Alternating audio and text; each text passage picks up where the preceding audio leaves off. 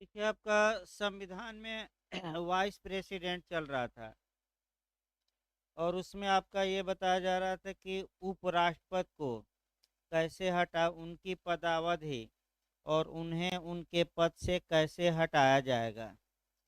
यहाँ से भी आपका क्वेश्चन बनता है कि उपराष्ट्रपति के लिए आपका पदावधि इत्यादि, तो आप बेरेक्ट निकाल लीजिए।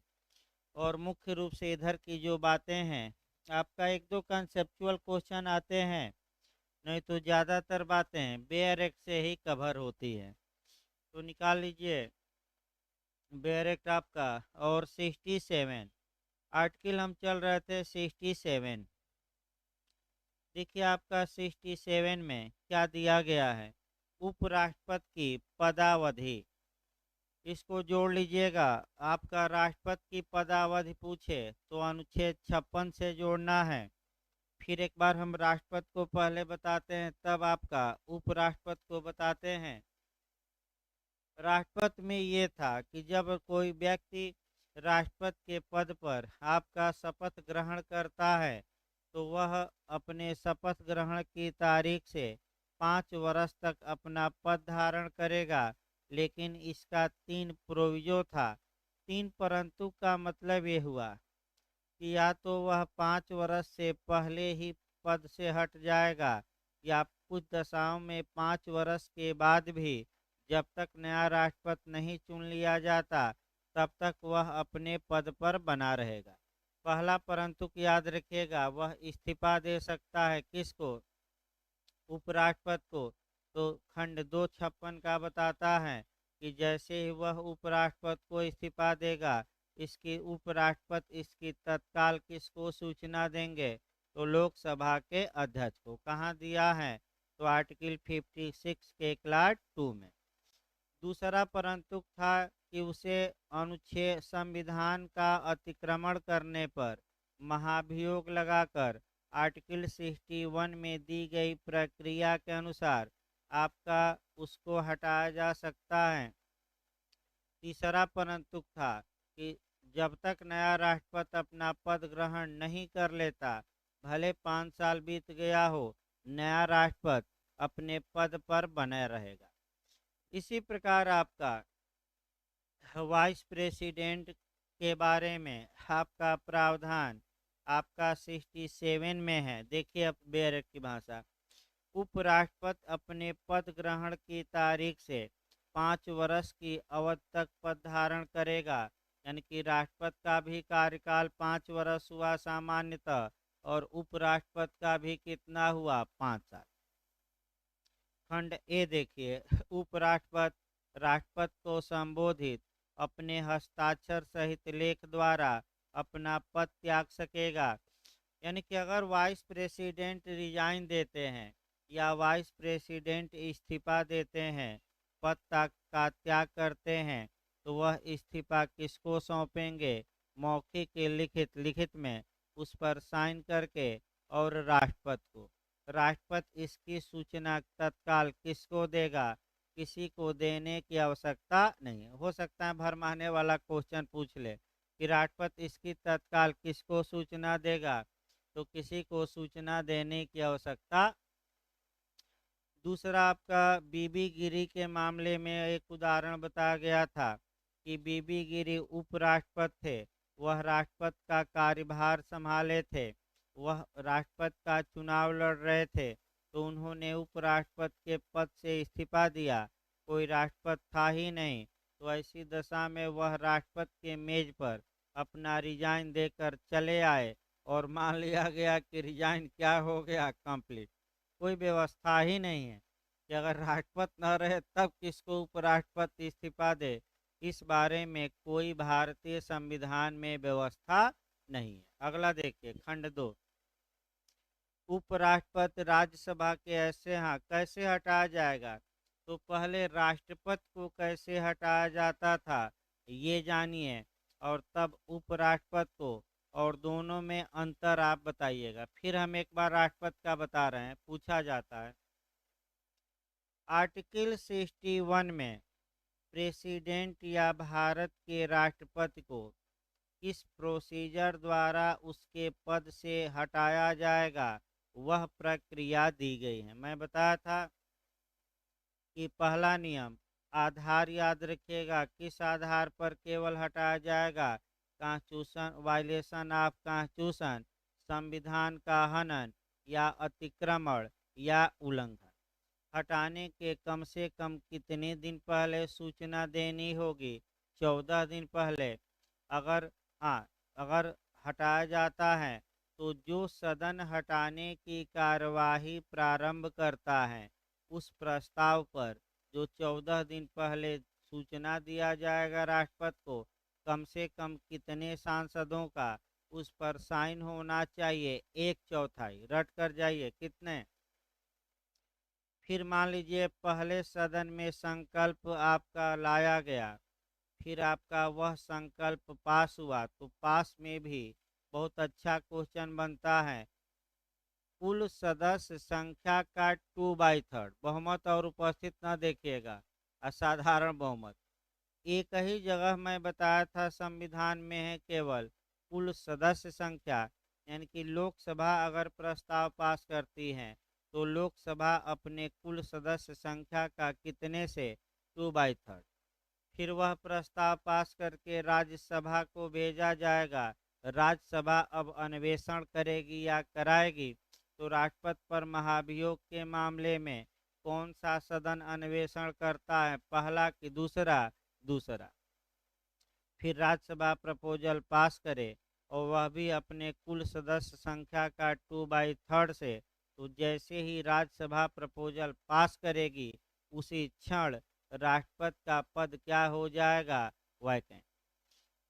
उपराष्ट्रपति को हटाने में इतना तामझाम नहीं। उपराष्ट्रपति को हटाने के लिए बस एक ही प्रक्रिया 67 में ये है कि दोनों सदन ही वोटिंग करेंगे अलग अलग, लेकिन शुरुआत राज्यसभा द्वारा किया जाएगा। फिर आइए, राष्ट्रपति को हटाने के लिए प्रारंभ संकल्प का प्रारंभ कौन सदन कर सकता है, कोई भी। लेकिन सतर्क ये रहना है कि उपराष्ट्रपति को जब हटाना है तो प्रारंभ राज्यसभा करेगी, तो राज्यसभा का विशेष बहुमत, जिस पर लोकसभा केवल रजामंद हो जाए, सहमत हो जाए। तो जब भी क्वेश्चन पूछे कि उपराष्ट्रपति को कैसे हटाया जाएगा, तो राज्यसभा के विशेष बहुमत, जिस पर लोकसभा क्या हो जाए, सहमत। सबसे पहले प्रस्ताव कहाँ लाया जाएगा, राज्यसभा में। अब बेयर एक्ट की भाषा थोड़ा देखिए, सामान्य बातें रही। बेयर एक्ट देखिए, उपराष्ट्रपति राज्यसभा के ऐसे संकल्प द्वारा अपने पद से हटाया जा सकेगा। देखिए, इम्पीचमेंट शब्द का प्रयोग नहीं हुआ है उपराष्ट्रपति के लिए। हटाया जा सकता मतलब रिमूव किया जा सकता है, यानी कि महाभियोग शब्द का प्रयोग नहीं हुआ, रिमूव का हुआ है। देखिए, उपराष्ट्रपति राज्यसभा के ऐसे संकल्प द्वारा अपने पद से हटाया जा सकेगा जिसे राज्यसभा के तत्कालीन समस्त सदस्यों के बहुमत ने पारित किया है, यानी कि राज्यसभा के तत्कालीन समस्त सदस्यों का बहुमत, यानी कि बहुमत दिया है, यही शब्द खोजिएगा। राज्यसभा के जो तत्कालीन सदस्य हैं उनके बहुमत द्वारा प्रस्ताव पास किया गया हो, तत्पश्चात उस पर लोकसभा केवल सहमत हो गई हो, यानी कि रजामंद हो गई हो। यही आप ऑप्शन खोजिएगा कि उपराष्ट्रपति को कैसे हटाया जाए। लेकिन शुरुआत याद रखिए, कौन सदन करेगा, इस पर सतर्क रहेगा, राज्यसभा। अब हाँ, पारित किया है जिससे लोकसभा सहमत है, यानी कि राज्यसभा के हामी में लोकसभा ने बहुमत से क्या भर दिया है, हामी। और कोई माने बहुत आसान प्रक्रिया है, ज्यादा राष्ट्रपति के ही बारे में तामझाम ज्यादा। अगला देखिए, किंतु इस खंड के प्रयोजन के लिए कोई प्रस्ताव तब तक नहीं लाया जाएगा जब तक कि उस प्रस्ताव को लाने की कम से कम कितने दिन पहले उपराष्ट्रपति को सूचना न दे दी गई हो, 14 दिन। तो राष्ट्रपति में भी सूचना कितने दिन पहले, 14। उपराष्ट्रपति में भी सूचना कितना दिन, 14। अब अगला देखिए, उपराष्ट्रपति अपने पद की अवधि समाप्त हो जाने पर भी पद धारण करेगा जब तक कि नया उपराष्ट्रपति अपना शपथ न ले ले। इस प्रकार ये भी अनुच्छेद समाप्त हो गया। 68 आइए, उपराष्ट्रपति के पद में रिक्ति को भरने के लिए निर्वाचन करने का समय। तो बस एक लाइन याद रखिए, अगर वाइस प्रेसिडेंट का पद इस्तीफा इत्यादि के या मर जाने के कारण या हटाने के कारण रिक्त हो गया है, तो रिक्त हो जाने के अगले कितने माह के अंदर चुनाव कराना अनिवार्य होगा? 6 माह। लोकसभा भंग हो गई तो कितने माह के अंदर? अगला 6 माह। राष्ट्रपति का भी चुनाव अगले कितने दिनों के अंदर? 6 माह। सब 6 6 माह। विधानसभा का चुनाव भी भंग के 6 माह के अंदर। अगला देखिए 69। जब भी 69 देखिए, आपका जब भी 69 पढ़िए, धारा 60 को कोरिलेट करके पढ़िए। राष्ट्रपति को शपथ, तो बताइए राष्ट्रपति को शपथ 69 में दिया गया है, कौन दिलवाता है? नहीं, 60 में उच्चतम न्यायालय का मुख्य न्यायमूर्ति और उसके उपलब्ध न रहने पर अन्य न्यायमूर्ति। तो उपराष्ट्रपति को शपथ कौन दिलवाता है? तो 69 देखिए, प्रत्येक उपराष्ट्रपति अपना पद ग्रहण करने के पहले राष्ट्रपति अथवा राष्ट्रपति द्वारा प्राधिकृत व्यक्ति के समक्ष आपका शपथ ग्रहण करेगा। तो बस कौन उपराष्ट्रपति को शपथ दिलवाएंगे? राष्ट्रपति, यानी कि प्रेसिडेंट या प्रेसिडेंट द्वारा आपका नियुक्त कोई व्यक्ति, किसी को अथराइज कर सकते हैं। अब आइए 70। अन्य आकस्मिकताओं में राष्ट्रपति के कृत्यों का निर्वहन कौन करेगा? तो उपराष्ट्रपति करेगा। कोई आपातकाल आ गया, तो कोई अचानक काम पड़ गया, राष्ट्रपति छुट्टी पर चले गए, तो उनका कार्य कौन करेगा? उपराष्ट्रपति। अनुच्छेद 71 से अब क्वेश्चन बनता है। इधर जो अनुच्छेद आपके रहेंगे 71 से भी क्वेश्चन लगातार बनता है आपका, 72 से भी, 73 से भी, 74 से, 75 से, 76 से। इधर के आर्टिकल अच्छे से तैयार रखना है। इधर आपका जीएस में भी और लॉ में भी क्वेश्चन बनता है। देखिए 71 की भूमिका देखिए। पहला भूमिका ये देखना है कि अगर राष्ट्रपति और उपराष्ट्रपति के चुनाव को लेकर कोई डिस्प्यूट या विवाद उत्पन्न होता है, तो उस डिस्प्यूट का निर्धारण या निस्तारण या सॉल्व केवल कौन कर सकता है?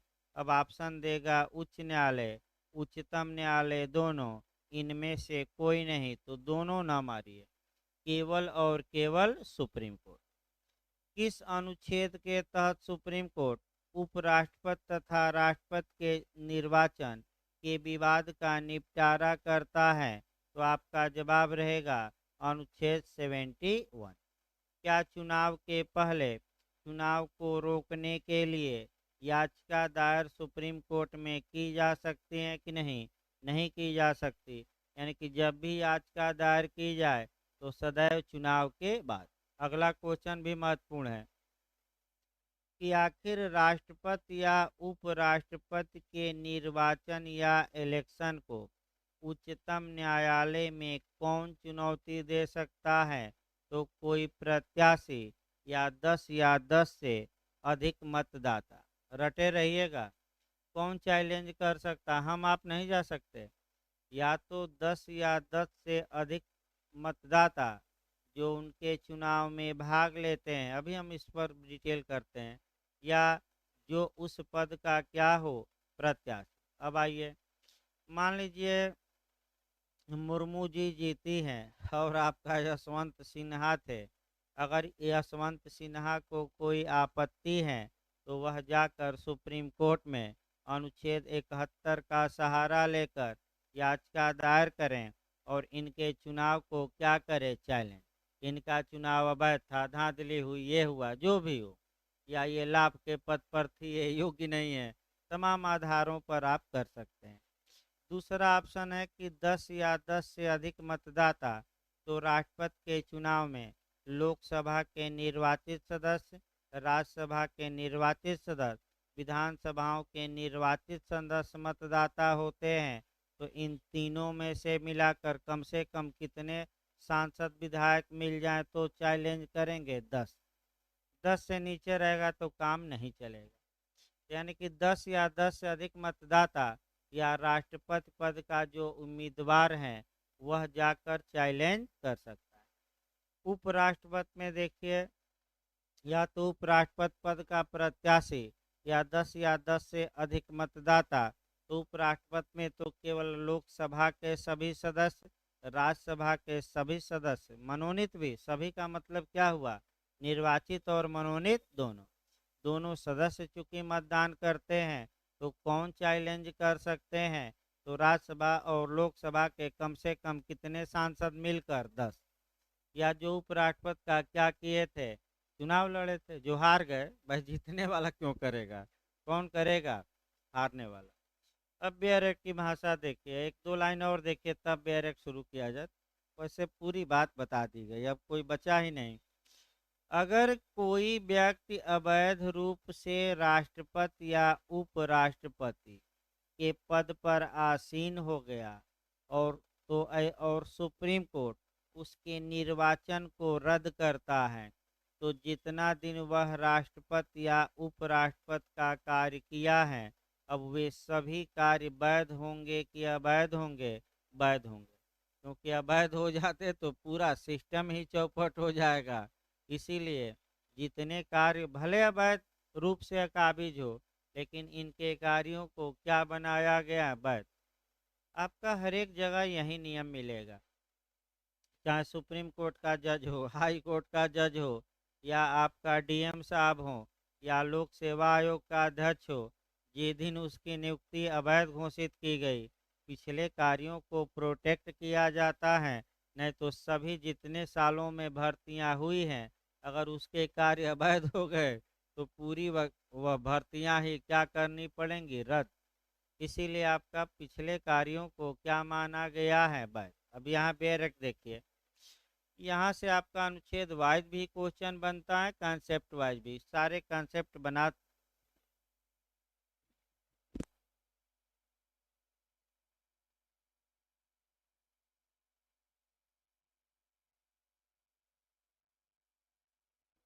की तो पलट कर ही रखिए। हेलो। और भाई न फोन उठे तो लगातार ना मिले, ये नहीं कि 10 बार लगातार, तो लगातार मिलाने से थोड़े उठ जाएगा फोन। जब आदमी खाली होगा तो भाई कॉल बैक करेगा। भाई आप लोगों को भी कहा जाता है लगातार नहीं मिलाना है।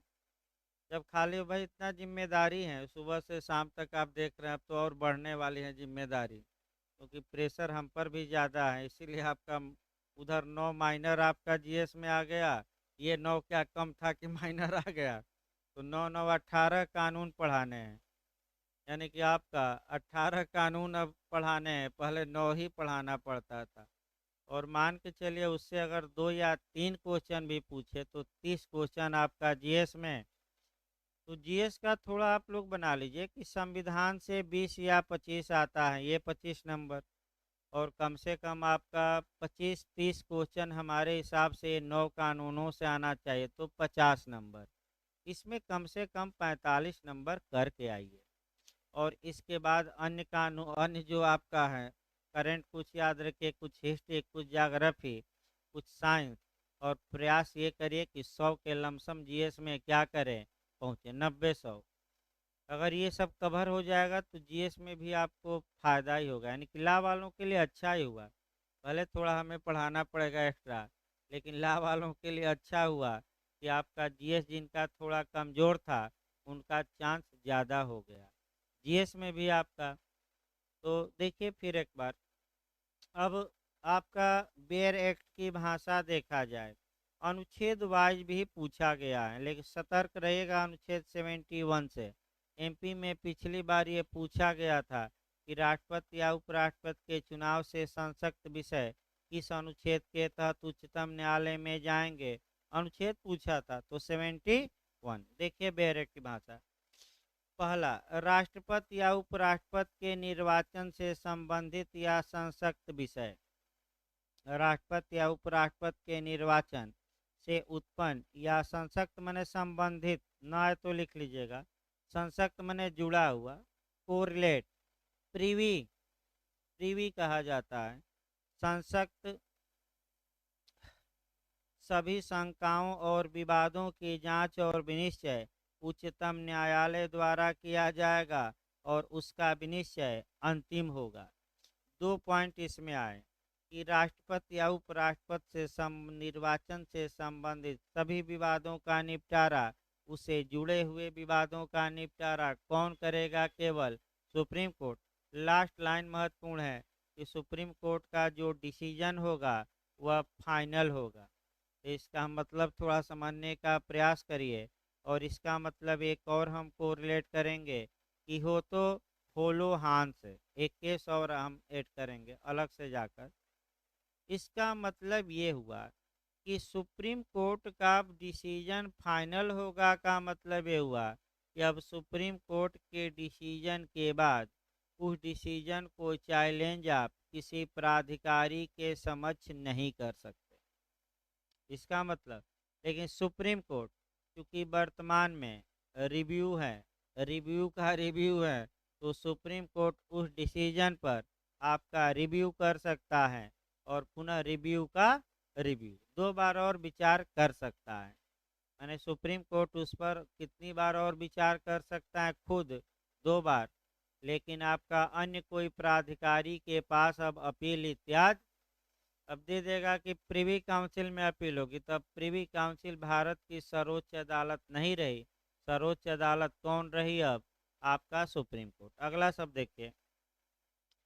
अब बस वही है, इसमें पढ़ाना नहीं है, बस ये है कि अगर राष्ट्रपति या उपराष्ट्रपति का चुनाव शून्य घोषित किया जाता है तो ये लोग जो कार्य कर चुके हैं वे कार्य विधिमान्य होंगे कि अविधिमान्य होंगे?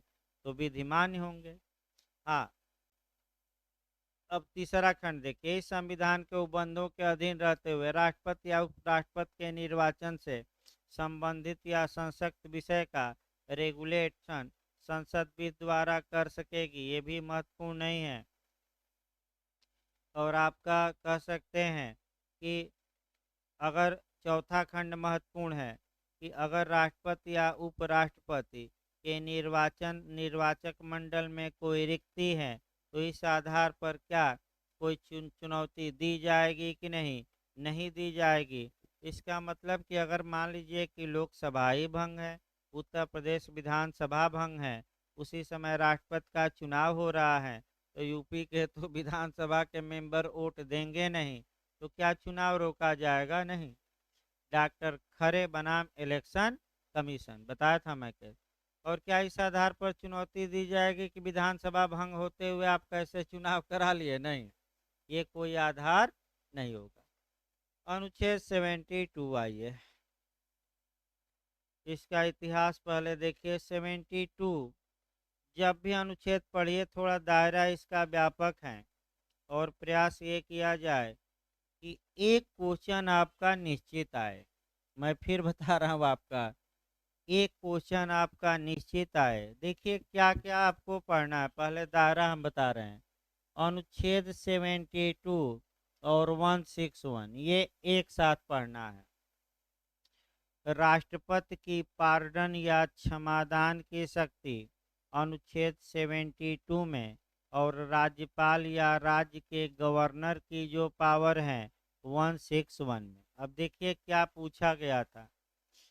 क्वेश्चन खूब पूछा जाता है मेंस में, तो दोनों में अंतर जीएस में भी पूछा गया था ला में कि राष्ट्रपति की पार्डन या क्षमादान की शक्ति क्या है और दोनों में अंतर क्या है। दोनों में लास्ट में बेरेक्ट से अंतर निकाला जाएगा। जब भी ये अनुच्छेद पढ़िए तो सीआरपीसी की धारा 432, 433 और 433 ए पढ़िएगा। फिर जब भी ये पढ़िए तो आईपीसी की धारा 54, 55 और 55 ए पढ़िए। यानी कि कम से कम, फिर एक बार देखिए, यानी कि अनुच्छेद 72 और 161 एक साथ पढ़िएगा। इसी के साथ the code of criminal procedure की 3 धाराएं 432, 433 और 433 ए पढ़िएगा। ए पर आपका जो है केस पूछा जाता है मारू राम का। बताएंगे मारू राम का केस आता है वो बताया जाएगा।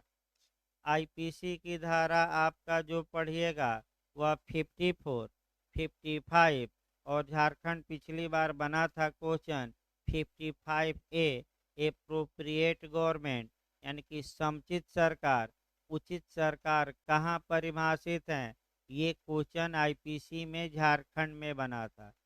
एक केस देखिए आपका पहले केस भी, एक तो जो संविधान में आपको केस पढ़ना पड़ेगा, तीन चार केस जरूर याद रखिएगा मैं बता दूं।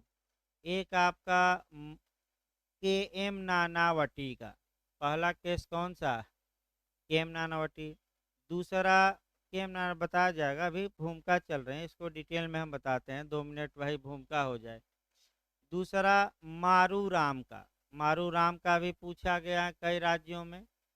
केम नानावटी, मारू राम का दूसरा। तीसरा इपुरु सुधाकर का नया केस आया है, इपुरु सुधाकर का, जिसमें कि काफी ले डाउन किया गया।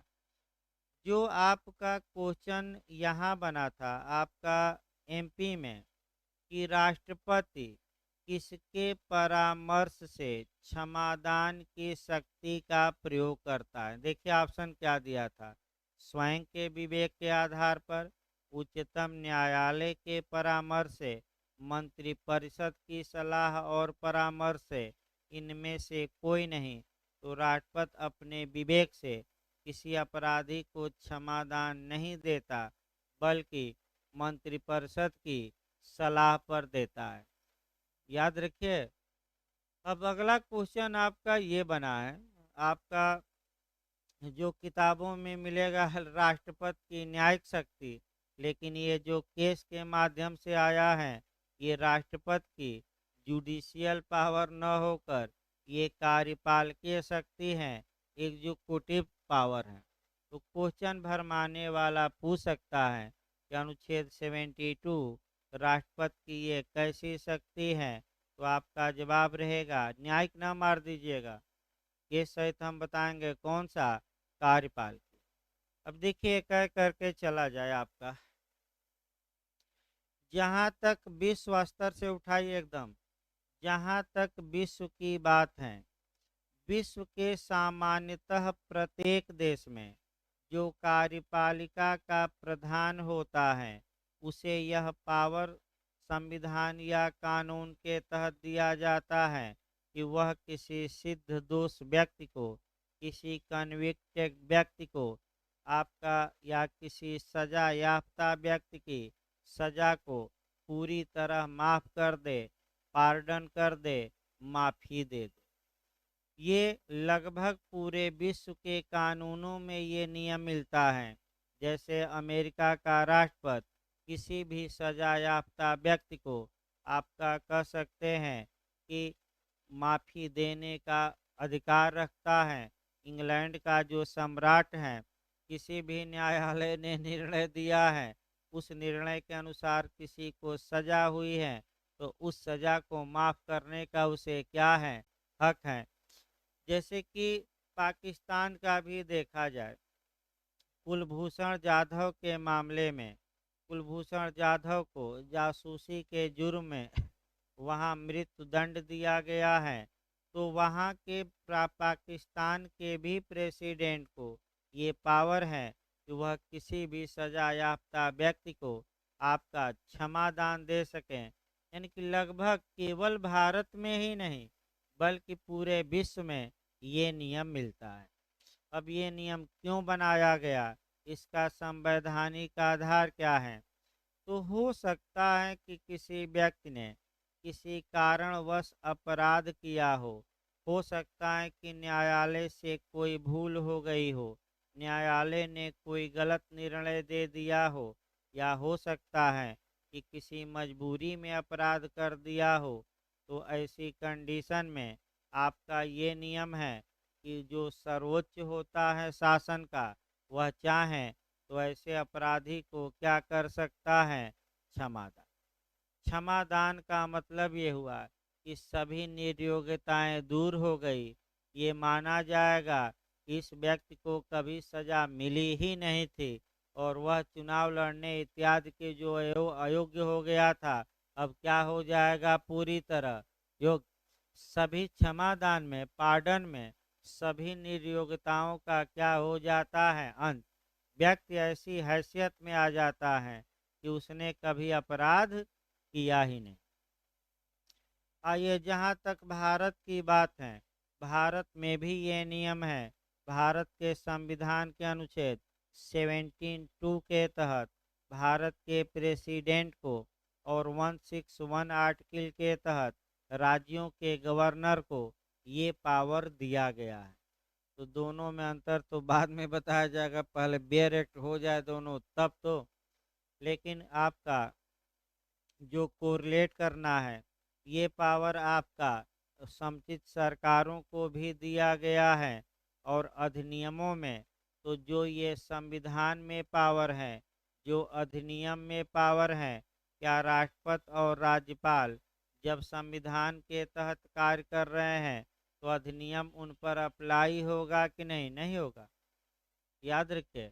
और एक के एम नानावती के केस में जो भी पहलू आया कि जब तक उच्चतम न्यायालय और उच्च न्यायालय में जब अपील पेंडिंग है, आप उस समय इस शक्ति का प्रयोग न करिए। यानी कि जब न्यायपालिका फैसला दे दे तब आप जो कर चाहिए वो करिए, लेकिन इस बीच में आप इस शक्ति का प्रयोग। ये केस जो आया, ये पुरुष सुधाकर का केस आया। देखिए इसमें हुआ क्या था, हल्का सा तब शुरू किया जाके। एक आपका आंध्र प्रदेश का ही मामला था। एक कांग्रेस का कार्यकर्ता था और राज्यपाल ने अनुच्छेद 161 के तहत उसके दंड को लघुकरण कर दिया, कम कर दिया था। इसको चुनौती देते देते मामला सुप्रीम कोर्ट पहुंचा। सुप्रीम कोर्ट में पिटिशनर ने ये दिखाया कि हजूर, इस आधार पर कि यह कांग्रेस का कार्यकर्ता था सक्रिय, इसकी सजा को माफ माने कम किया गया है, ये अवैध है और इस कमी को आप क्या करिए, रद्द करिए। सरकार कह रहे थे कि सुप्रीम कोर्ट को रिव्यू या पुनर्विलोकन या वैधता या अवैधता की जांच करने का हक नहीं होगा, चाहे हम किसी को क्षमादान दे। तो सुप्रीम कोर्ट ने रगड़ दिया और कहा कि आप मनमाना नहीं कर सकते। अगर आप जाति देखकर, धर्म देखकर, संप्रदाय देखकर, आपका राजनीतिक दल का कार्यकर्ता देखकर आपका फालतू आधारों पर क्षमादान दिए हैं, तो हम क्षमादान को या लघुकरण को इत्यादि को हम रद्द कर देंगे और फिर कहाँ भेज देंगे, जेल। तो क्या राष्ट्रपति और राज्यपाल की क्षमादान देने की शक्ति रिव्यू के अधीन है कि नहीं है? इसमें क्षमादान दिए हैं तो आप सुप्रीम कोर्ट, हाई कोर्ट का दरवाज़ा क्या कर सकते हैं। तो किस केस में आया आपका इपुरु सुधाकर, और किस केस में आया कि लंबितावस्था में आप नहीं दे सकते, तो केम नानावटी। क्योंकि ऐसा नियम सीआरपीसी और आपका आईपीसी में भी है। तो सबसे पहले सीआरपीसी देखा जाए, फिर आईपीसी, और लास्ट में कॉन्स्टिट्यूशन शुरू होगा। देखिए आपका सीआरपीसी की धारा 433 और 432 और 433 दोनों इस बारे में प्रावधान करती हैं कि जो एप्रोप्रिएट गवर्नमेंट हैं, जो समुचित सरकार हैं, वह किसी सजा याफ्ता व्यक्ति के सजा का लघुकरण कर सकती हैं, परिहार कर सकती हैं। मैंने कुल मिलाकर एक लाइन जानना है कि सजा को क्या कर सकते हैं, कम। अब उतना हम बताएंगे आगे, लेकिन अभी एक लाइन जानिए कि सजा को कम करने का पावर किन धाराओं में, दो धाराएं 432 और 433। इन दोनों धाराओं का एक्सेप्शन दिया गया है आपका 433A में। ये दोनों धाराओं का अपवाद है और 433A को चैलेंज किया गया। मारू उराम, रटे रहिएगा। केस क्या है, मारूराम बनाम भारत संघ। देखिए कैसे क्वेश्चन बना है। मारूराम का केस सीआरपीसी के किस धारा से संबंधित है? 125, 144, 433 ए और 439 ऐसे देगा। तो 433 ए भाई क्षमादान माने समुचित सरकार के लघुकरण की शक्ति पर क्या निर्बंधन, वो तो आगे बताया जाए भाई, उतना संभव नहीं डिटेल में बताना। आईपीसी में आइए। आईपीसी में 3 सेक्शन याद रखिएगा। हाँ, समुचित सरकार पहले बता दिया जाए। समुचित सरकार की परिभाषा आईपीसी के सेक्शन 55 ए में दी गई है। ये क्वेश्चन प्री में आ चुका है। तो समुचित सरकार का मतलब क्या हुआ? तो दो ही तो सरकार हैं भारत में, एक संघ की सरकार और दूसरा राज्य। तो समुचित सरकार का मतलब कौन सी सरकार? संघ की, राज्य की, दोनों, इनमें से कोई नहीं। तो क्या मार्क कराएंगे? दोनों। तो कौन सरकार आपका लघुकरण या दंड को कम कर सकती है? समुचित। केंद्र सरकार की, राज्य सरकार की, दोनों। समुचित सरकार की परिभाषा आईपीसी की किस धारा में दी गई है? तो सीआरपीसी में नहीं पूछा है, वहीं पूछ सकता है कोरिलेट करके। सीआरपीसी की धारा 432 का क्लास 7, वही परिभाषा, अंतर नहीं है। समुचित सरकार माने केंद्र सरकार और, तो कौन किसी अपराधी को कम कर सकते हैं दंड को? दोनों, राज्य सरकार और केंद्र सरकार। अब आइए क्वेश्चन जो बनता है वह देखा जाए आपका धारा 54 आईपीसी उठाया जाए। समुचित सरकार किस मृत्यु दंड का लघुकरण कर सकती है?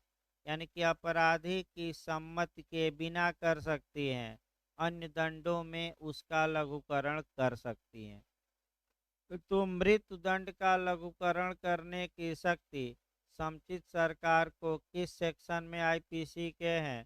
54 में। अपराधी की रजामंदी से कि रजामंदी के बिना, ये भी पूछा गया है। रजामंदी के बिना, कंसेंट के बिना, विदाउट कंसेंट। और अब आइए 55 आइए। आजीवन कारावास को लघुकरण करने की समुचित सरकार की शक्ति आपका किस सेक्शन में है? 55 में।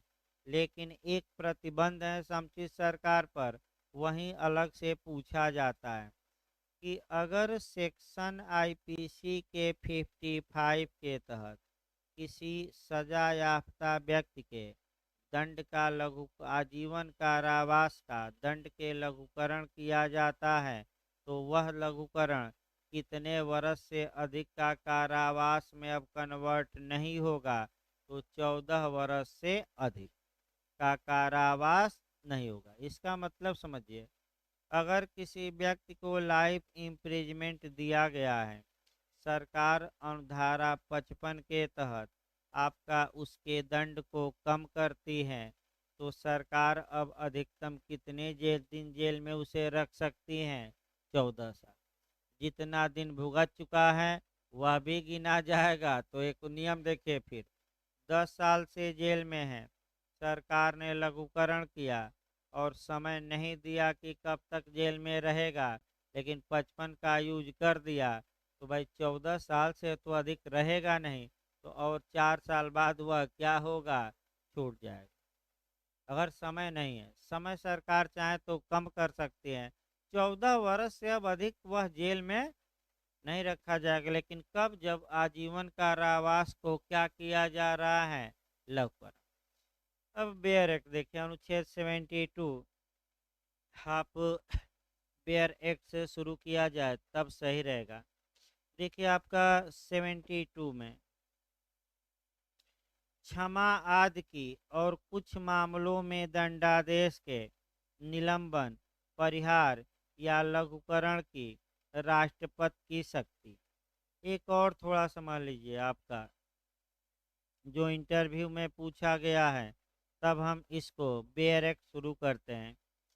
आपका दंड और दंडादेश कहीं अलग से लिख लीजिए। तो दंड और दंडादेश में क्या अंतर है? ये क्वेश्चन आपका पूछा गया था इंटरव्यू में,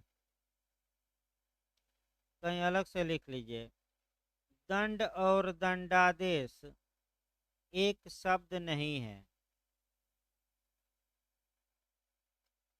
दंड और दंडादेश एक शब्द नहीं है। याद रखिए, अलग अलग शब्द हैं। कहीं अलग से लिखिए एक लाइन। दंड तथा दंडादेश एक अर्थ नहीं रखते, ये भी लिख सकते हैं। दंड का मतलब सजा, लिखिए दंड की मतलब सजा, और दंडादेश का मतलब मात्रा। दंड का मतलब सजा हुई और दंडादेश का मतलब उसकी मात्रा।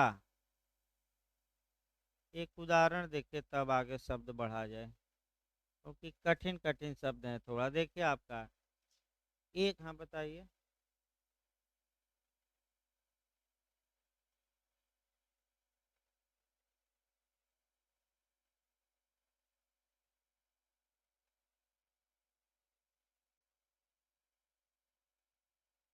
नहीं तो आपका जिस आधार पर छोड़ा गया, मैंने हम देख नहीं पाए हैं उसको, छोड़ा गया है तो आप चुनौती दे सकते हैं हाई कोर्ट में, आपका सुप्रीम कोर्ट में दे सकते हैं। सरकार जाए या आम आदमी जाए, पीड़ित भी जाए और कहे कि ये छोड़ना अवैध है, तो सुप्रीम कोर्ट या हाई कोर्ट मान देखता है कि अवैध आधार पर छोड़ा गया है तो रद्द करके जेल भेज देगा। आपको चैलेंज तो करना ही पड़ेगा, सुप्रीम कोर्ट सू मोटो से थोड़े चला जाएगा भाई। मैंने जो विक्टिम है जाए कोर्ट में, यही तो पीयूष सुधाकर में मैं बताया कि कोर्ट में जाए और कहे कि ये गलत आधार पर राज्यपाल या राष्ट्रपति ने, समुचित सरकार ने अपनी शक्ति का प्रयोग किया है, तो आधार हम बताएंगे। अभी आपका जात के आधार पर, राजनीतिक कार्यकर्ता होने के आधार पर, धर्म के आधार पर, ये सब आधार हैं। अवैध आधार पर ये बताया जाएगा आपका। देखिए अगला आपका दंड और दंडादेश में अंतर पूछा जाता है। दंड मतलब सजा और दंडादेश मतलब सजा की मात्रा। सबसे अच्छा एक उदाहरण देखिए। मान लीजिए एक अभियुक्त है, घर में चोरी किया है, तो आपका उसे न्यायालय ने चोरी के लिए सजा दी, यानी कि घर में चोरी के लिए थ्री आपका 380 में प्रावधान है, 380 में 7 वर्ष तक का कारावास और जुर्माना। तो चोरी के लिए सजा दी गई, ये दंड है। और दंडादेश का मतलब कि 7 वर्ष में से कितनी सजा दी गई, तो ये न्यायालय का विवेक होता है, या तो पूरा 7 वर्ष दे, या 3 वर्ष, या 2 वर्ष, या 1 दिन दे दे, लेकिन 7 वर्ष से अधिक देने का पावर। तो मान लीजिए न्यायालय ने 3 वर्ष का दंडादेश मैंने सजा दी, तो ये दंडादेश कहलाता है, यानी कि ये सजा की क्या हो गई, मात्रा। तो दंड को भी क्षमा कर सकता है राष्ट्रपति, और दंडादेश को, दोनों याद रखिएगा, सजा को भी और सजा की मात्रा को भी। ये टेक्निकल थोड़ा देखिए। अब एक एक शब्दों को, आपका एक एक शब्दों को देखिए, तब आगे बढ़ा जाए। क्षमा आदि की और कुछ मामलों में दंडादेश के निलंबन, परिहार या लघुकरण की राष्ट्रपति की शक्ति। तो इंटरव्यू में सभी शब्दों को रट कर जाइएगा, अंतर क्या है, जितने शब्द आए हुए हैं देखिए। पहला, राष्ट्रपति को किसी अपराध के लिए सिद्ध दोष ठहराए गए किसी व्यक्ति के दंड को आपका क्षमा। अब दंड को क्या क्या राष्ट्रपति कर सकता है, देखिए। पहला शब्द हुआ क्षमा कर सकता है, पार्डन। दूसरा शब्द है उसका प्रविलंबन, प्रविलंबन कर सकता है।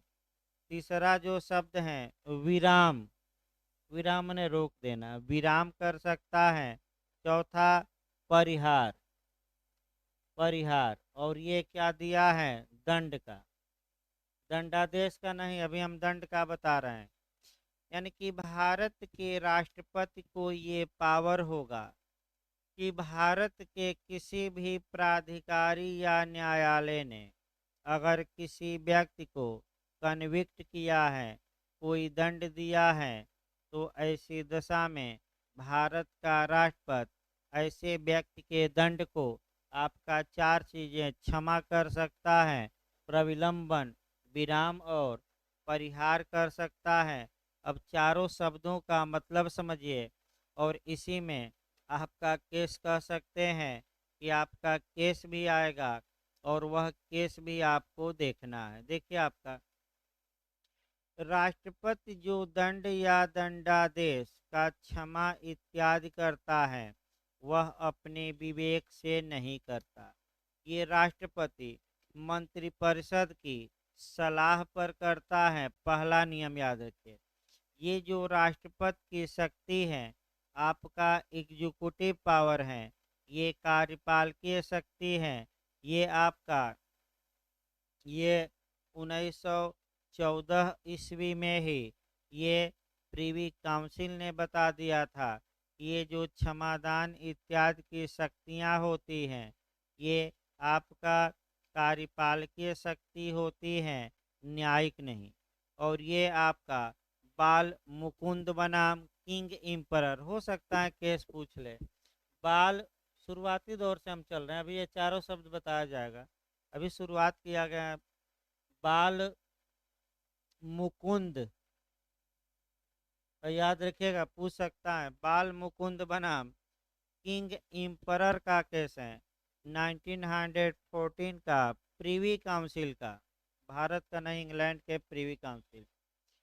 प्रीवी काउंसिल ने ये बताया कि ये जो राष्ट्रपति और सम्राट इत्यादि जो क्षमादान गवर्नर करते हैं, गवर्नर उस समय थे, वायसराय कहिए, ये जो पावर है इनका जुडिशियल पावर नहीं है बल्कि ये पावर एग्जीक्यूटिव है, यानी कि आपका कार्यपालकी है। अब समस्या ये आई कि क्या जब हाई कोर्ट और सुप्रीम कोर्ट में अपील लंबित हैं तो क्या राष्ट्रपति अपनी इस शक्ति का प्रयोग या राज्यपाल अपनी इस शक्ति का प्रयोग कर सकता है कि नहीं? तो आपका जवाब रहेगा नहीं कर सकता। यानी कि जब अपील में फैसला हाई कोर्ट सुप्रीम कोर्ट का आ जाए तब राष्ट्रपति अपनी इस शक्ति का क्या करे, प्रयोग करे, आपका पहले नहीं। किस केस में आया पूछ सकता है, के एम नानावटी। अब समस्या ये आई कि भाई आखिर अनुच्छेद 72 में भी पावर है, अनुच्छेद आपका 161 में राज्यपाल को और सीआरपीसी में 432, 433 और 433A। अब देखिए क्या ये जो राष्ट्रपति और राज्यपाल का पावर संविधान के तहत दिया गया है, क्या ये सीआरपीसी और आईपीसी में दिए गए प्रावधानों से संविधान का अनुच्छेद प्रभावित होगा कि नहीं? तो आपका इसका कोई प्रभाव संविधान पर नहीं। यानी कि उच्चतम न्यायालय ने मारूराम बनाम, मारूराम का केस तीसरा हम बता रहे हैं, पहला बाल मुकुंद का बताया गया, दूसरा केम नानावटी, तीसरा मारूराम। चार पांच केस याद करने पड़ेंगे। मारूराम के बाद में उच्चतम न्यायालय ने ये बता दिया कि जो ये सीआरपीसी और आईपीसी में पावर है वह अलग है और संविधान में जो पावर है राष्ट्रपति राज्यपाल का अलग है। इन दोनों में क्या है, अंतर है, इसको एक में समाहित न किया जाए। अंतर है, अलग अलग है सब पावर। अगला देखिए, अब जहाँ तक आपका ये बता दिया गया, अब एक एक शब्दों को देखिए। पहला जो शब्द आया है आपका क्षमा शब्द आया है, तो आखिर क्षमा का मतलब क्या हुआ? क्षमा या पार्डन का मतलब होता है कि अगर राष्ट्रपति ने किसी कन्विक्ट व्यक्ति को पार्डन दे दिया, इसका मतलब ये होता है कि उसकी सज़ा पूरी तरह माफ़ कर दी गई। ये माना जाता है कि उसने अपराध किया ही नहीं, यानी कि वह व्यक्ति ऐसी हैसियत में आ जाता है जिसमें ये मान लिया जाता है कि उसने अपराध नहीं किया और सभी डिस्क्वालिफिकेशन या सभी निर्योग्यताओं से वह क्या हो जाता है, मुक्त हो जाता है। यानी कि सभी निर्योग्यताओं से वह क्या हो जाएगा, मुक्त। लेकिन ये कब? पार्डन यानी कि क्षमादान। लेकिन दूसरा शब्द देखिए, जो दूसरा शब्द आया है वह आपका प्रविलंबन आया है। प्रविलंबन का मतलब होता है कि अस्थायी तौर पर दंड को सस्पेंड करना, टेम्पररी रूप से दंड को आपका सस्पेंड करना। इसका अगर उदाहरण पूछा जाए तो सबसे अच्छा उदाहरण है कि अगर मर्सी पिटीशन, दया याचिका या आपका दया याचिका अनुच्छेद 72 के तहत राष्ट्रपति के पास किसी अपराधी ने भेजा है, तो जब तक कि राष्ट्रपति उसकी दया याचिका या मर्सी पिटीशन पर या आपका दया याचिका पर जब तक राष्ट्रपति फैसला न दे दे, तब तक के लिए राष्ट्रपति आपका उस मृत्यु दंड पर क्या लगा देता है, रोक। इसी को प्रविलंबन कहते हैं। देखिए ध्यान से, एक उदाहरण फिर देखिए। ये एक अपराधी है जिसे मृत्यु दंड दिया गया।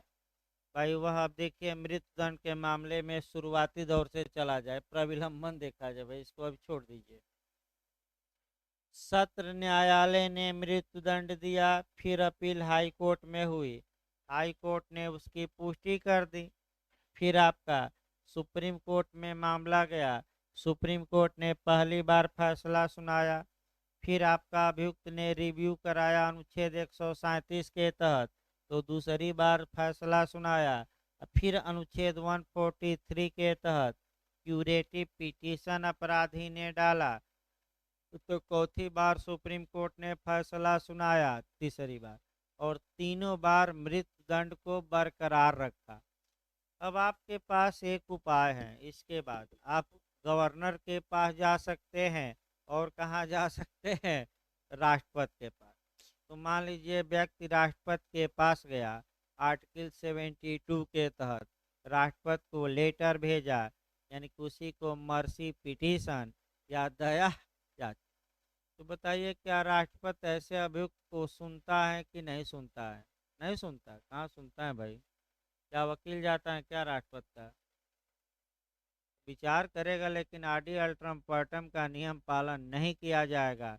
दूसरे पक्षकार की कोई सुनवाई नहीं, राष्ट्रपति अपना विचार करेगा, जो भी फैसला लेना होगा ले लेगा, लेकिन अभियुक्त को सुनने का कोई हक, सुनवाई का कोई हक। याद रखिए, जेल में ही रहेंगे, सजा पाए हैं फांसी की सजा, थोड़े कि उनके अधिवक्ता राष्ट्रपति के पहुंच जाएंगे। कोर्ट का दरवाजा खटखटाइए, राष्ट्रपति क्या आपने मर्सी पिटीशन भेजी है, राष्ट्रपति जो फैसला देना होगा देगा। लेकिन प्रविलंबन का मतलब ये हुआ कि जब तक भारत का राष्ट्रपति या तो मर्सी पिटीशन को खारिज नहीं करता या एक्सेप्ट नहीं करता, तब तक आपका भारत का राष्ट्रपति मृत्यु दंड के निष्पादन पर रोक लगा देता है। उसी को प्रविलंबन कहते हैं, यानी कि मृत्यु दंड का अस्थायी, हमेशा के लिए नहीं, कुछ समय के लिए क्या करना, सस्पेंड करना, इसी को प्रविलंबन। दूसरा देखिए, आपका विराम देखिए। जहाँ तक विराम की बात है, विराम, अगर ये विराम का मतलब ये होता है कि बड़े दंड को या विशेष कारणों से छोटे दंड में कन्वर्ट कर दिया जाता है। यानी कि फिर एक बार देखिए, बड़े दंड को विशेष कारणों से छोटे दंड में क्या कर दिया जाता है, कन्वर्ट। इसका उत्तम उदाहरण सीआरपीसी की धारा 416 से भी मिलता है। 416 पर गौर करिए। 416 पहले देखिए, फिर राष्ट्रपति पर हम आते हैं। सीआरपीसी की धारा पूछा भी गया है, 416 को कवर करिए। अगर कोई स्त्री है, उसे मृत्यु दंड दिया गया है और वह गर्भवती पाई जाती है, तो उच्च न्यायालय अपील में उसके मृत्यु दंड को आजीवन कारावास में कन्वर्ट करेगा। कर सकेगा नहीं, विवेक नहीं है, बाध्य है। हिंदी वर्जन कर सकेगा है, लेकिन इंग्लिश जिस बेयर एक्ट देखिएगा तो सुधार कर लीजिएगा। इंग्लिश में शैल लिखा है, लेकिन हिंदी में अभी भी सुधार नहीं किया गया। सुधार कर लीजिएगा बेयर एक्ट में। कर सकेगा नहीं, करेगा। अब इसी को थोड़ा राष्ट्रपति से जोड़िए। अगर किसी महिला ने मर्सी पिटीशन भेजी है और वह महिला उस समय गर्भवती है, तो राष्ट्रपति गर्भवती होने के कारण उसके मृत्यु दंड को किसमें कन्वर्ट कर सकता है? आजीवन कारावास में। इसे प्रविलंबन न कहा जाएगा, क्षमादान भी नहीं कहा जाएगा, इसको क्या कहा जाएगा? विराम। अगला शब्द देखिए, परिहार। परिहार का मतलब होता है दंड की मात्रा कम करना, लेकिन दंड के नेचर में बदलाव न करना। फिर एक बार समझिए तब उदाहरण। परिहार में दंड की मात्रा कम की जाती है, लेकिन जो दंड की प्रकृति होती है उसमें बदलाव नहीं किया जाता। यानी कि बिना दंड का नेचर बदले दंड की मात्रा को कम कर दिया जाता है। एक दो अच्छे अच्छे उदाहरण देखिए। देखिए, मान लीजिए कि न्यायालय ने किसी व्यक्ति को 7 वर्ष तक का कठोर या सश्रम कारावास का दंड दिया है। तो जो दंड का नेचर है वह कठोर हो गया और दंड की मात्रा कितनी हो गई? 7 साल।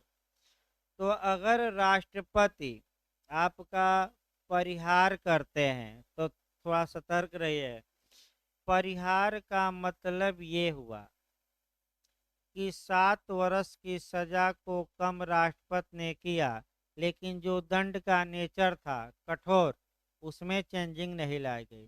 तो 7 वर्ष को 2 वर्ष राष्ट्रपति ने कर दिया कि चलो 7 वर्ष नहीं, कितना भुगतना, लेकिन कठोर ही कारावास। यानी कि नेचर नहीं बदला, लेकिन मात्रा क्या हुई? बदल गई। तो इसे हम क्या कहेंगे? आपका परिहार। अब अगला शब्द आइए, परिहार करना। बेयर एक्ट में देखिए, परिहार करने की अथवा दंडादेश के निलंबन, परिहार या लघुकरण की शक्ति होगी। अब दंडादेश का मतलब क्या हुआ? दंड की मात्रा। बता ही चुका हूँ, दोबारा ना बताया जाए। तो दंड की मात्रा को भी आपका क्या कर सकता है? आपका राष्ट्रपति निलंबन। निलंबन माने सस्पेंड कर सकता है। इसके बाद आपका परिहार। परिहार का मतलब बिना प्रकृति बदले उसको कम कर सकता है। और लघुकरण का मतलब यही देखिए, दो ही शब्द आपका देखना है। एक आपका सस्पेंड और दूसरा आपका लघुकरण। सस्पेंड का मतलब मुलतवी किया जाना।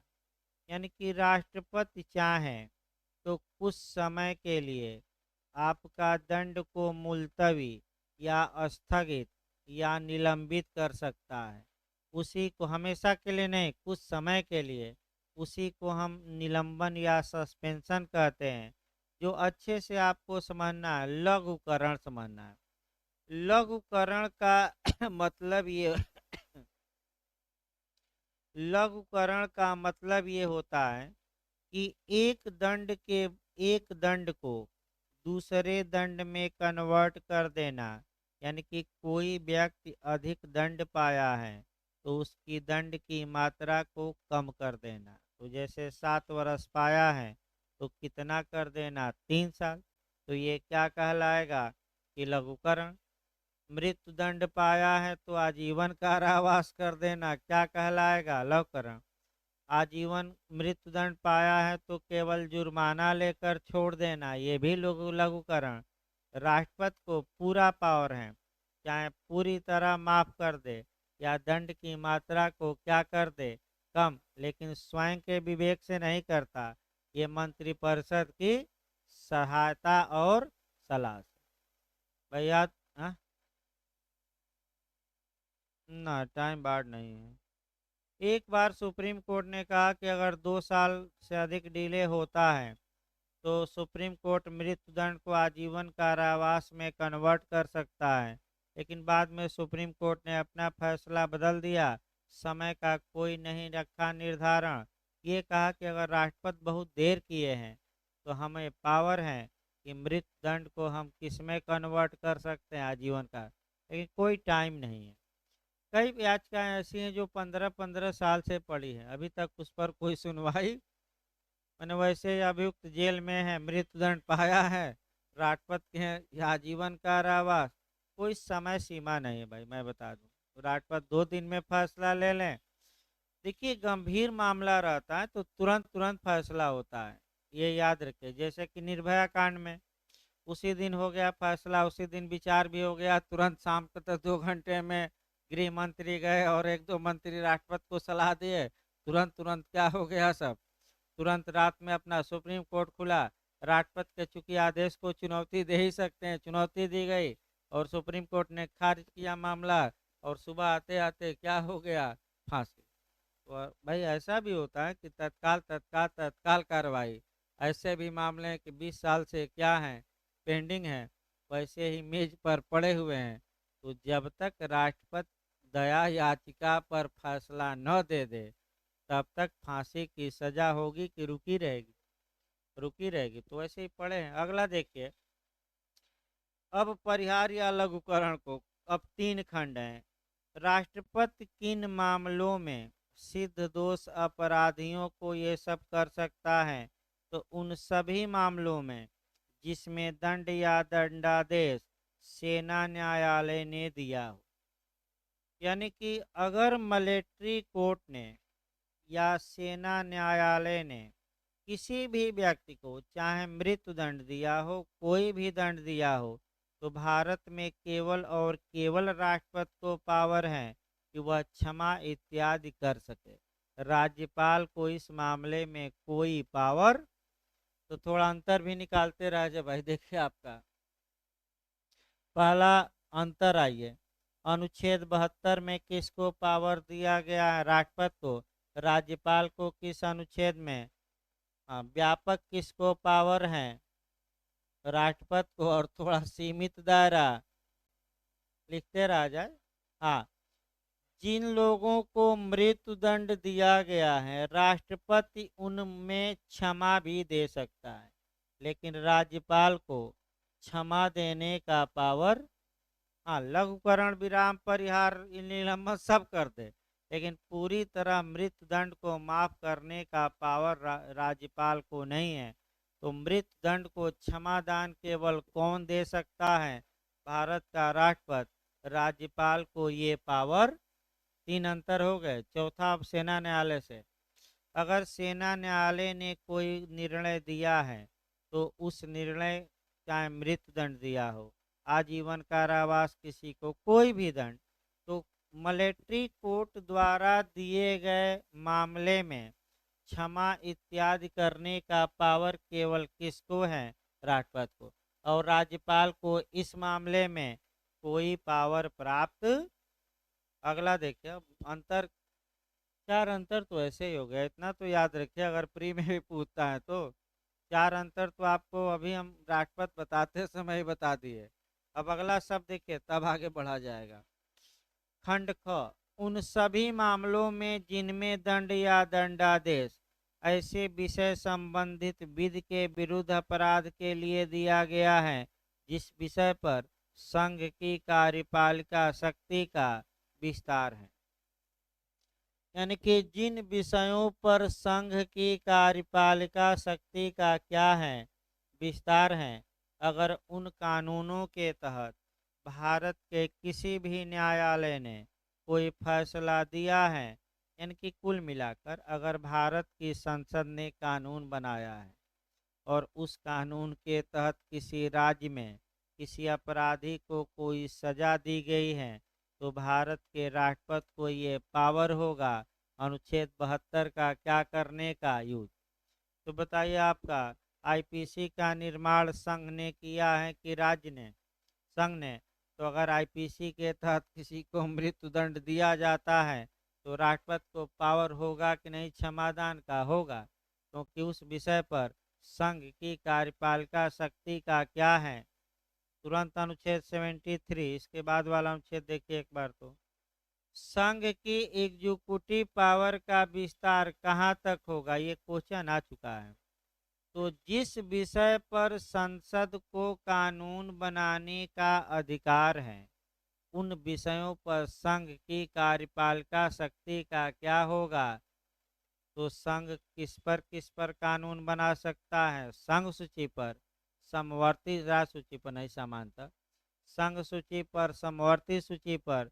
तो कार्यपालिका शक्ति का विस्तार किन सूचियों पर अमूमन है? संघ सूची और समवर्ती। अगर इस सूची में कोई विषय आते हैं और इस विषय के तहत चाहे भारत के किसी भी राज्य में सजा दी गई हो, तो राष्ट्रपति को अनुच्छेद 72 का यूज करने का क्या है? पावर। ये याद रखिए। अंतिम है कि चाहे किसी भी कानून के तहत सजा दी गई हो, चाहे भारत का कोई न्यायालय दिया हो, अगर सजा क्या है? मृत्युदंड दिया गया है, यानी कि क्या दिया गया है? मृत्यु।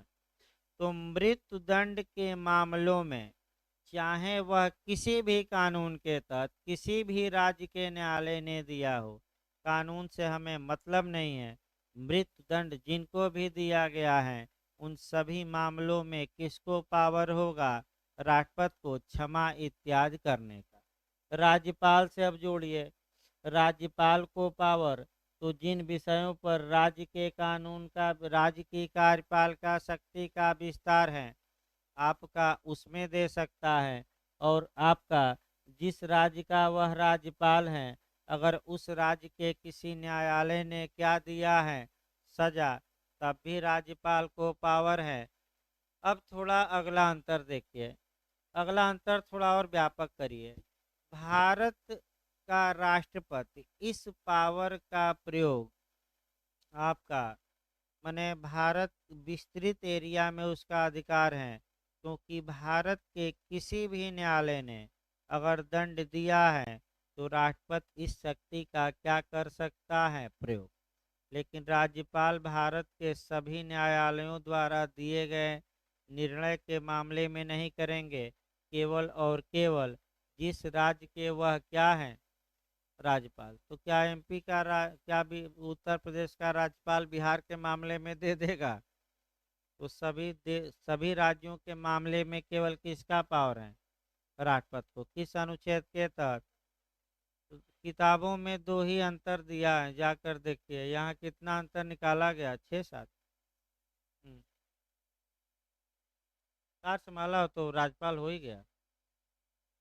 हाँ, तब क्या, जब कार्यवाहक राज्यपाल हो गया, कार्यवाहक राष्ट्रपति हो गया, तो काम करेंगे ही। हाँ, 2 राज्य, 4 राज्य, 5 राज्य, पांचों राज्य का संभाल सकता है पूरा देश के, एक ही राज्यपाल बना दिया जाए। लिखा है, 2 या 2 से अधिक राज्यों का राज्यपाल एक ही व्यक्ति हो सकता है, उसमें कोई दिक्कत नहीं। अगला देखिए, खंड 2 देखिए, आपका खंड 1 में चला। खंड 1 के उपखंड क की कोई बात संघ के सशस्त्र बलों के किसी अफसर की सेना न्यायालय द्वारा पारित दंडादेश इत्यादि की शक्ति पर प्रभाव नहीं डालेगी। इसका मतलब एक लाइन हुआ, भले राष्ट्रपति को पावर हो कि सेना न्यायालय ने जो भी दंड दिया हो उसको क्षमा इत्यादि कर सकें, लेकिन अगर संसद ने कानून बनाया हो, सेना के वरिष्ठ अधिकारियों को माने राष्ट्रपति जैसा पावर दिया हो, तो वह पावर वैध होगा। और सेना के वरिष्ठ अधिकारी भी सैनिक न्यायालय द्वारा दिए गए दंडादेश का लघुकरण, क्षमादान इत्यादि। लेकिन कौन कानून बनाकर पावर दिया हो? संसद। एक लाइन। चौथा खंड, तीसरा खंड देखिए, खंड 1 के उपखंड सी की कोई बात तत्समय प्रवृत्त किसी विधि के अधीन किसी राज्य के राज्यपाल द्वारा प्रयुक्त मृत्यु दंड के निलंबन, परिहार या लघुकरण की शक्ति पर प्रभाव नहीं डालेगी। लेकिन राज्यपाल में एक शब्द छूटा है, भले आप गौर करिए, एक शब्द नहीं लिखा है, कौन सा? क्षमादान। तो राष्ट्रपति मृत्यु दंड के मामलों में केवल क्या नहीं दे सकता? क्षमादान। उसका निलंबन, परिहार, लघुकरण, विराम सब कर सकता है, लेकिन एक काम पूरी तरह माफ करने का अधिकार किसको नहीं है? गवर्नर को। कौन कर सकता है? केवल।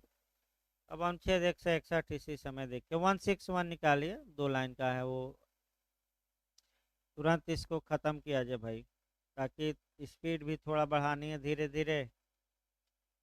161 निकालिए भाई। आपका अंतर जरूर याद रखिए, इस समय बहुत महत्वपूर्ण पूछा जाए, हल्का सा हम मिस करेंगे कंसेप्ट, तो भाई गलत हो, देखिए 161 में क्या, क्षमा आदि की और कुछ मामलों में दंडादेश के निलंबन, परिहार या लघुकरण की राज्यपाल की शक्ति। देखिए किसी राज्य के राज्यपाल को उस विषय संबंधी जिस विषय पर उस राज्य की कार्यपालिका शक्ति का विस्तार है, किसी विधि के विरुद्ध किसी अपराध के लिए सिद्ध दोष ठहराए गए किसी व्यक्ति के दंड को मृत्युदंड छोड़ दिया गया, दंड लिखा है, क्षमा कर सकता है, प्रविलंबन, विराम, परिहार और दंडादेश का निलंबन, परिहार या लघुकरण कर सकता है।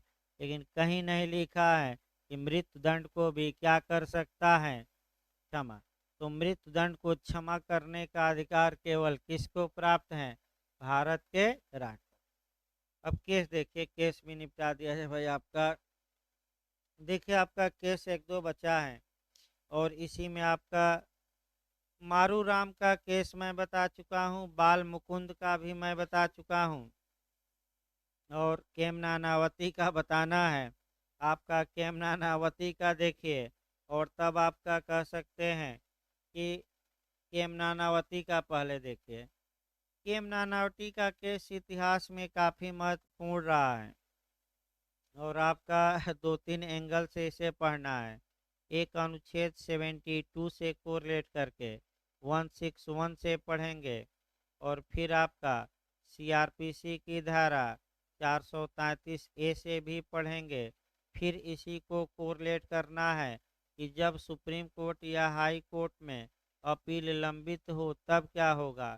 फिर इसी केस को आईपीसी की धारा 300 का प्रोविजो 1 डॉक्ट्रिन ऑफ प्रोवोकेशन यानी कि प्रकोपन से पढ़ना पड़ता है। फिर 302 से यानी कि मर्डर से, तमाम एंगल हैं। फिर आईपीसी की धारा 497 से पढ़ा जाता था, 497 एडल्ट्री, तमाम एंगल हैं। लेकिन उतना बताना संभव नहीं, बहुत लंबा चला जाएगा। बस एक लाइन केम नानावती के बाद में आपका शॉर्टकट में ही मैं बता रहा हूँ। एडल्ट्री का मामला था। जो केम नानावती अभियुक्त था वह नेवी में था। नेवी में वो 2-3 माह के लिए एक ही बार जहाज पर जाता था। उसके दो बचवे थे, बचवे मने संतानें थी। उसकी पत्नी दूसरे से आपका उसका रिलेशन बना। जब केम नानावती आया ऑफिस से तो ये बात उसे मालूम चली तो कहा कि चलो फिल्म आज देखा जाए पीवीआर में। भाई थोड़ा मिर्च मसाला झोंका जा रहा है ताकि सब्जी क्या हो।